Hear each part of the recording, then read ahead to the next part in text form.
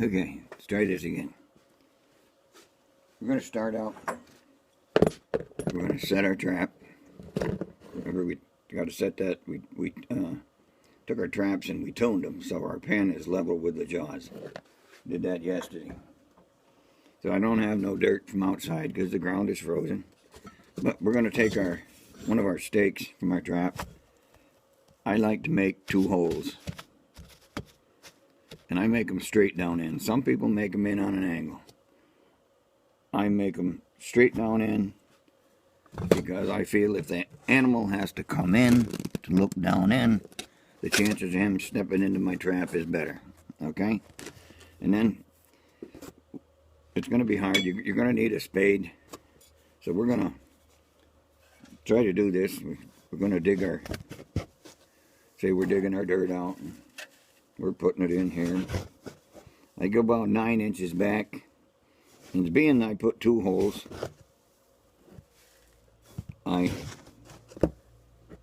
going to put my trap out right about in the middle. Okay? So I'm going to set this over here now. Let's just say that that's deep enough. It's about the size of my trap. Of course, I'd have gloves on.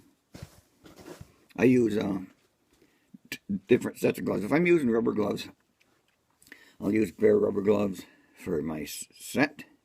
And then I put another set of rubber gloves on when I bait, which you never use the same gloves for either, and you throw them away when you're done. Sometimes I'll use cotton gloves. And I'll use my cotton gloves. I'll have a setting pair, which I can use over and over and over again. And I can have a set over here that's baiting gloves. You can mark them however you want to with a piece of tape or whatever.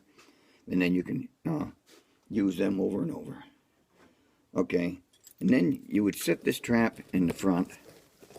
And as you see, you got this thing here. It's a special thing I put on my traps. And you always have to cross stake your coyote traps. And what you're going to do is you're going to put a stake in like this and one like this. And you're going to drive them right down into the end. So when you get that done, let's say we did that. You're going to need a hammer like that. See, you like my little pink hammer? It's real cute, huh? Let's say we did that now, all right? And I'm just going to set this over here and cover it up out of the way. Say that's done. You always put your loose jaw to the back. Your set with your pan and your dog. Let's say about 9 inches back from the bait holes, okay? And then we're gonna the screens we talked about yesterday. We're gonna put one of them over there, and you don't want your jaw to rock. If it's gonna rock something a little bit, put something under the jaws to keep it from rocking. You can put a stone under there or put some dirt under and pack it in under there. Now we're going to take our dirt that we took out of that hole, and we're going to put that all over here nice and pretty.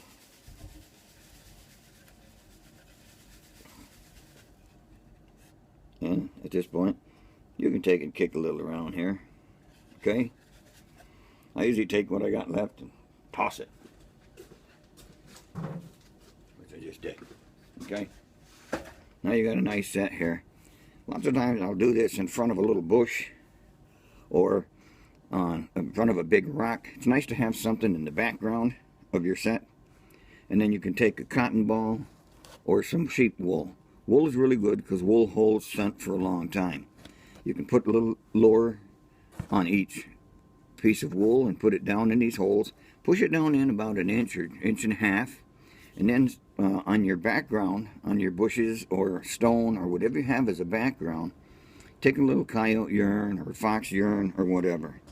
Now you can see here now, that's a pretty nice set. You can't see that trap, but you can see my holes here where my 2 pieces of lure would go.